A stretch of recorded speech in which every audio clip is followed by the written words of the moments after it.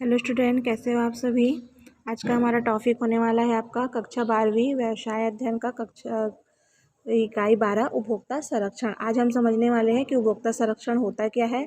ये हमारे आपके पाठ्यक्रम में लास्ट चैप्टर हम चल रहे हैं। इसका आज हम क्या करेंगे, अध्ययन करेंगे क्या कि उपभोक्ता संरक्षण होता क्या है। तो चलिए स्टार्ट करते हैं। देखिए, उपभोक्ता संरक्षण है क्या। तो उपभोक्ता संरक्षण शब्द दो शब्दों का आशय अलग अलग होता है। यहाँ उपभोक्ता का आशय एक सामान्य उपभोक्ता से है जो किसी न किसी वस्तु का क्या करता है, उपभोग करता है, मीन ग्रहण करता है। तथा संरक्षण का आशय किससे लगाया गया है, बचाव करने से लगाया गया है।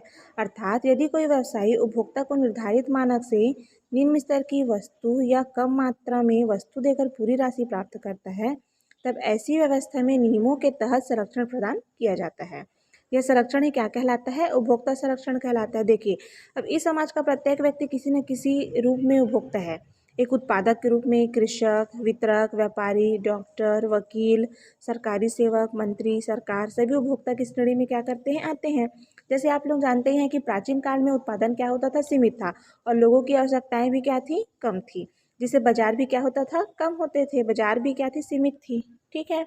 अब देखिए, मनुष्य की सोच क्या हो गई है, काफ़ी सकारात्मक और सामाजिक होती जा रही है और धीरे धीरे औद्योगिक विकास भी बढ़ता जा रहा है। तो समय के साथ साथ लोगों की आवश्यकताएं भी क्या होती जा रही है, बढ़ते जा रही है।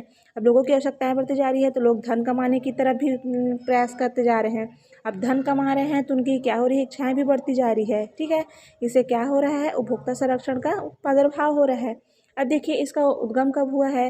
तो देखिए, इसका उद्गम सर्वप्रथम बेंसपाल्ट ने 1960 में अपनी पुस्तक द वेस्ट मार्च में उपभोक्ता के हितों की रक्षा करने बाबत विचार प्रकट किया था। तो ये क्या हो गया आपका उपभोक्ता संरक्षण। अब देखिए, इसी में समझते हैं हम कि उपभोक्ता संरक्षण से संबंधित कानून कब कब और कब कब कहाँ कहाँ बनाया गया था। तो देखिए, भारत में 1986 में उपभोक्ता संरक्षण अधिनियम पारित किया गया। यह कानून उपभोक्ता को विस्तृत अधिकार प्रदान करने तथा सुरक्षा प्रदान करने हैं तथा उपभोक्ता को काफ़ी कार्य करने व्यापक रूप में परिभाषित किया गया है। जिसे विभिन्न सेवाओं को भी 1993 से अधिनियम के अंतर्गत शामिल कर दिया गया। अब देखिए, इसी के अंतर्गत क्या गया, तो आवश्यक वस्तु अधिनियम 1955 में किया गया, वस्तु विक्रय अधिनियम 1936 में, खाद्य मिलावट निवारण अधिनियम 1954 में, व्यापार एवं व्यापार चिन्ह अधिनियम 1958 में, पैकेज वस्तु नियमन आदेश 1975 में। ठीक है। बाट एवं मापन अधिनियम 1976 में। ठीक है। अर्थात उपभोक्ता संरक्षण अधिनियम 1986 में। तो देखिए, इन सब के अतिरिक्त 20 अधिनियम और कानून राज्य के केंद्र सरकार द्वारा समय समय पर उपभोक्ता के संरक्षण के लिए पारित किया गया। तो ये क्या समझा हमने, उपभोक्ता संरक्षण का आशय और उससे संबंधित कानून की कब कब किसी चीज़ का कानून बनाया गया था। अब हम इसी में समझते हैं आपका क्या उपभोक्ता संरक्षण का महत्व। देखिए, उपभोक्ता बाजार का क्या कहलाता है, राजा कहलाता है, बादशाह कहलाता है। ग्राहक ही क्या कहलाता है, ईश्वर कहलाता है। और ग्राहक सदैव क्या रहता है, सही रहता है। उपभोक्ता के सुझाव हमारे क्या रहते हैं, हमेशा मार्गदर्शक कहलाते हैं।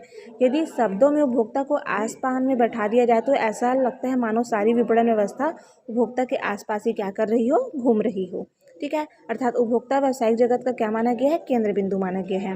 ठीक है। अब देखिए, ये सभी जो स्लोगन है, उपभोक्ता बाजार का बादशाह है, ईश्वर ही ग्राहक है, ग्राहक सदैव सही रहता है। अर्थात अर्थशास्त्र का सिद्धांत भी यही कहता है कि उपभोक्ता की संतुष्टि जितनी अधिक होगी, उत्पादक की बिक्री भी उतनी क्या होगी, अधिक होगी। और उपभोक्ता की आवश्यकता अनुसार वस्तुओं का उत्पादन और वितरण किया जाना चाहिए। ठीक है। अब देखिए, आप समझ सकते हैं कि उपभोक्ता संरक्षण कानून आवश्यकता क्यों पड़ी। तो सच्चाई यह है कि आज उपभोक्ता क्या कहलाता है, राजा नहीं है, क्रेता बाजार नहीं है, अपितु क्रेता लूटने, धन बटोरने एक माध्यम बन गया है। ठीक है। अब उपभोक्ता आज उस राजा के समान हो गया है जो नाम का राजा है मगर उसके पास कोई सुविधा या अधिकार नहीं है।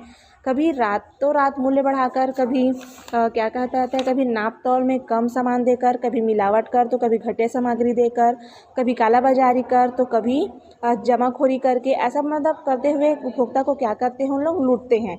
और उपभोक्ता उस फल की तरह हो गया जो जिस पर चाकू गिरे, चाकू फल गिरे, नुकसान फल का ही होता है। ठीक है। अर्थात इस परिस्थिति में हम कह सकते हैं कि राज्य सरकारों ने 1930 में अब तक अनेक कानून बनाए, किंतु जटिलता अधिक है जो निर्णय देने से होने के कारण इन नियमों में आम उपभोक्ताओं को कोई राहत नहीं मिल पाया है। तो चलिए, ये क्या हो गया आपका उपभोक्ता संरक्षण महत्व। लेकिन अब मुख्य रूप से हम जो समझने वाले हैं वो है आपका संरक्षण का महत्व क्या क्या है।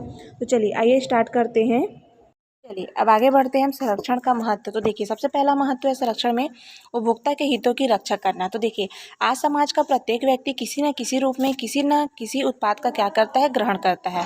अतः उसे सही दाम पर सही वस्तु मिले, जिससे उसके हितों की क्या हो सके, रक्षा हो सके, मतलब उसके बारे में सोचा जा सके तथा भुगतान के बदले उपभोग द्वारा पूर्ण संतुष्टि मिल सके। इसके लिए उपभोक्ता संरक्षण क्या है, बहुत ही आवश्यक है। दूसरा है उपभोक्ता स्वास्थ्य की रक्षा करना। तो देखिए, किसी देश के लिए वहाँ के देशवासियों को उत्तम स्वास्थ्य वहाँ के देशवासियों को उत्तम व्यवस्था आवश्यक होता है तथा अभी संभव है कि जब उन्हें उच्च किस्म की वस्तु प्रदान की जाए जिसमें कोई भी मिलावट व उसकी नकली वस्तुओं से स्वास्थ्य पर बुरा असर पड़ता है, उससे जो आने वाली पीढ़ियों पर भी क्या होता है, विपरीत प्रभाव पड़ता है। अतः जन सामान्य का स्वास्थ्य की दृष्टिकोण से भी उपभोक्ता संरक्षण अत्यंत ही आवश्यक है।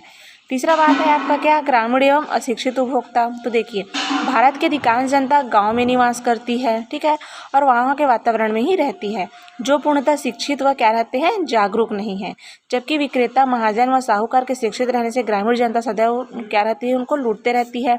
ऐसे में उपभोक्ता संरक्षण का महत्व और भी बढ़ जाता है। चौथा उसका महत्व है आपका असंगठित उपभोक्ता वर्ग। तो भारत में प्रायः उपभोक्ता वर्ग क्या हो गया, असंगठित है, क्योंकि उपभोक्ता सही धर्म, क्षेत्र और वर्ग के होते हैं। उपभोक्ता मंच का प्रायः अभाव होने से विक्रेता व्यवसायी भरपूर लाभ लेने की प्रयास करते हैं, ठीक है। नेक्स्ट पॉइंट है आपका इसी में इसके महत्व के अंतर्गत ही व्यवसायियों द्वारा अधिकाधिक लाभ कमाने की प्रवृत्ति।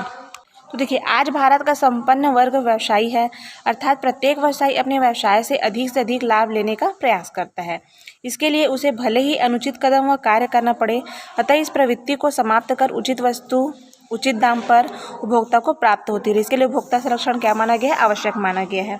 नेक्स्ट पॉइंट है उपभोक्ता की अज्ञानता। तो देखिए, आज प्रत्येक व्यक्ति केवल अपने कार्य अपने सेवा तक ही क्या रह गया है, सिमट कर रह गया है, और उसे अन्य कार्य व अन्य क्षेत्रों की जानकारी से कोई सरोकार नहीं रहता, मतलब कोई महत्व नहीं रहता है, ठीक है। जिससे उपभोक्ता वस्तुओं के संबंध में प्रायः अधिकांश उपभोक्ता क्या हो गए हैं, अज्ञान रहते हैं। इसी अज्ञानता से वह व्यवसायों की जो व्यवसायों को कठपुतली बनकर व्यवसायों से क्या होते रहते हैं, एक दूसरे को लूटते रहते हैं। अतः ऐसी अज्ञानता के कारण ही उपभोक्ता संरक्षण करना अत्यंत महत्वपूर्ण हो गया है। नेक्स्ट पॉइंट बताया जा रहा है इसमें, क्रेता सावधान रहे नियम। तो देखिए, क्रेता कौन होता है, जो खरीदने वाला व्यक्ति होता है, अर्थात वस्तु विक्रय अधिनियम में क्रेता की सावधानी नियम की जानकारी क्रेता को नहीं है, किंतु विक्रेता को अवश्य होती है। तो किसी भी त्रुटि, लापरवाही, कपट तथा भूल हो जाने पर वह इस नियम के तहत अपना बचाव कर लेता है। अतः ऐसी परिस्थिति के लिए भी उपभोक्ता संरक्षण क्या है, महत्वपूर्ण माना गया है।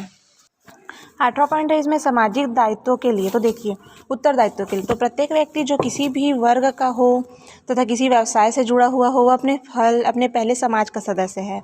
समाज के सदस्य होने के नाते उसके कुछ दायित्व व क्या तो उनकी कुछ क्या होती है, जिम्मेदारियां भी होती है। किंतु प्रत्येक व्यक्ति अपने उत्तरदायित्व से बचने का क्या करता है, प्रयास भी करता है, और अपने स्वास्थ्य एवं अपने जो लालच मतलब पश्चाताप लाभ प्राप्त करने की भागदौड़ में लगा रहता है। इन सभी को जागृत करने तथा अपने उत्तरदायित्वों को पूर्ण करने के लिए उपभोक्ता संरक्षण काफ़ी क्या है, महत्वपूर्ण है, ठीक है। 9वां पॉइंट है आपका शोषण प्रवृत्ति से रक्षा करने। तो देखिए, शोषण प्रवृत्ति की रक्षा करने के लिए बोला जा रहा है, तो वर्तमान में प्रत्येक व्यापारी उपभोक्ता का शोषण करे, यह एक आदत सी बन गई है, क्योंकि कुछ सरकारी कर्मचारियों द्वारा व्यवसायी भी शोषित हो रहे हैं। इस प्रकार एक दूसरे को शोषण करने की जो श्रृंखला बन गई है, इससे उपभोक्ता जो व्यापारी नहीं है वो किसी व्यक्ति का शोषण नहीं कर पाता, ठीक है। जिसके चलते क्या हो रहा है, वैसे भी शोषण प्रवृत्ति किसी भी राष्ट्र के लिए दीर्घकाल में खतरनाक हो सकती है। अतः इस प्रवृत्ति पर अंकुश लगाने के लिए उपभोक्ता संरक्षण काफ़ी क्या हो गया है, महत्वपूर्ण हो गया है, ठीक है। तो देखिए, मैंने आपको 9 प्रकार का उपभोक्ता संरक्षण का महत्व समझाया। अब आगे बढ़ते हैं हम इसी में एक और बोला जा रहा है, उपभोक्ता को अधिकारों से अवगत कराना, शिकायतों परिवेदनाओं को शीघ्र निपटारा करना, प्रदूषण से रक्षा करना, और अन्य में भी बहुत सारा है। जैसे अपना क्या हो सकता है, व्यवसाय जगत में अनेक बुराइयां व्यवहार में आ गई है, जैसे का सामान को कम तौल के देना, कम नापना, जमाखोरी करना, नकली माल व नकली पैकिंग करना, ठीक है, साथ ही साथ मिलावट करना, ठीक है, आकर्षक विज्ञापन देना, ठीक है, व्यापारियों द्वारा मीठा मीठा बोलकर ग्राहक को भ्रमित करना, ये सब क्या गया है, इसके मतलब इनको बचाने हेतु उपभोक्ता संरक्षण को क्या कर दिया गया है, काफ़ी महत्वपूर्ण मान दिया गया है। तो ये समझा हमने उपभोक्ता संरक्षण की आवश्यकता या महत्व। समझते हैं हम इसी में उपभोक्ता का अधिकार। तो देखिए, भारत की तुलना में अमेरिका का उपभोक्ता काफ़ी जागरूक व सावधान रहा है, क्योंकि भारत की तुलना में वह अधिक शिक्षित राष्ट्र है, ठीक है। वहाँ के उपभोक्ताओं को भारत की तुलना में अधिक व्यापक अधिकार प्राप्त भी होता है तथा शिकायत करने पर उपचार बहुत जल्दी से हो सकता है। अमेरिका में उपभोक्ताओं के अधिकारों पर सर्वाधिक ध्यान वहाँ के भूतपूर्व राष्ट्रपति केनेडी ने दिया था, क्योंकि सर्वप्रथम निम्न 4 अधिकारों को पुनः सबसे पहले क्या किया था, समर्थन में लाया गया था। कौन कौन से अधिकार है? तो सुरक्षा का अधिकार, चुनाव का अधिकार, जानने का अधिकार, सुनवाई का अधिकार। ठीक है। फिर कुछ समय बाद मूल्य का अधिकार भी वहाँ के अधिनियम में जोड़ दिया गया। साथ ही साथ उपभोक्ताओं के संरक्षण के संबंध में अंतर्राष्ट्रीय स्तर पर उपभोक्ता संघ का अंतर्राष्ट्रीय संगठन गठित किया जा चुका है, क्योंकि अंतर्राष्ट्रीय स्तर पर उपयुक्त 5 अधिकारों के साथ साथ निम्न 3 अधिकार और जोड़े गए हैं, जैसे उपाचार का अधिकार, शिक्षा का अधिकार और स्वच्छ वातावरण का अधिकार। ठीक है। चलिए अब आगे बढ़ते हैं हम।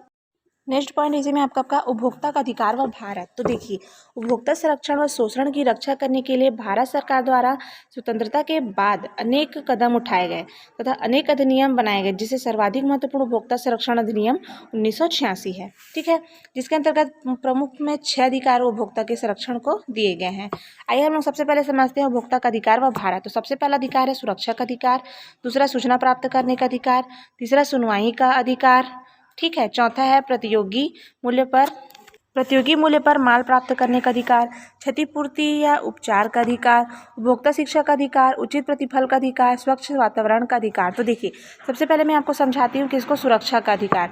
तो सुरक्षा का अधिकार का आशय ऐसे अधिकार से लगाया गया है जिसे उन वस्तुओं के विरुद्ध जिनसे जीवन को क्या रहता है, खतरा उत्पन्न हो जाता है या भविष्य में भयंकर क्षति हो सकती है, उससे सुरक्षा प्रदान करना। जैसे खाद्य पदार्थों में मिलावट, शारीरिक उपयोग की वस्तु जिसमें साबुन हो सकता है, आपका क्रीम पाउडर हो सकता है, त्वचा की रक्षक क्रीम आदि में हानिकारक रसायन का उपयोग, चॉकलेट या डिब्बे के आहार में स्वाद बढ़ाने के लिए हानिकारक पदार्थों को मिलाना आदि के विपणन करने पर उपभोक्ता इन्हें विपणन से क्या कर सकता है, रोक सकता है। इसके नाम से सुरक्षा का अधिकार क्या है, जरूरी है। दूसरा है इसमें सूचना प्राप्त करने का अधिकार। तो देखिए, इस अधिकार के अंतर्गत किसी वस्तु को क्रय करने के पूर्व वस्तु की मात्रा, उसका वजन, उसका दर कितना है, कीमत कितना है, उसकी क्वालिटी क्या है, ठीक है, साथ ही साथ नाप तौल आदि के संबंध में विस्तृत सूचना प्राप्त करने का अधिकार है। इन सूचनाओं को प्राप्त करने से मिथ्या वर्णन, कपट, भयपूर्ण सूचना, मिथ्या व भ्रामक विज्ञापन आदि से उपभोक्ता अपनी क्या कर सकता है, रक्षा कर सकता है। तीसरा अधिकार है सुनवाई का अधिकार। ठीक है, तो इस अधिकार के तहत क्या होता है कि एक उपभोक्ता को अपनी प्रतिवेदना या हितों की रक्षा के संबंध में अपनी बात रखने का पूरा अधिकार होता है, क्योंकि उसे यह विश्वास पाने का पूरा अधिकार है कि उसके अपने हितों की रक्षा के लिए उसकी पूरी बात सुनी गई है या नहीं। नेक्स्ट पॉइंट है प्रतियोगी मूल्य पर माल प्राप्त करने का अधिकार। तो देखिए, वर्तमान में क्या हो रहा है, किसी भी बाजार में अनेक वस्तुएं उपलब्ध रहने से मूल्य में क्या हो गई है, प्रतिस्पर्धा बढ़ गई है तथा ये क्या हो गया है, एक प्रकार से सामान्य बात है।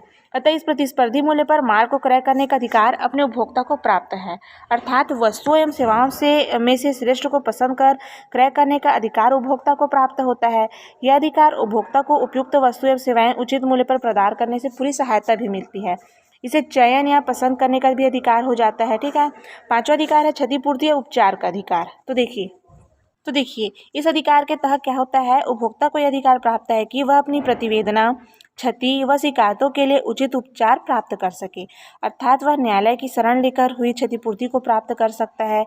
इस अधिकार से एक उपभोक्ता व्यापारी के अनुचित व्यवहार, शोषण व बेईमानी से हुई क्षतिपूर्ति को प्राप्त कर सकता है। ठीक है, जिसके नाम से उसको क्षतिपूर्ति या उपचार पाने का अधिकार है।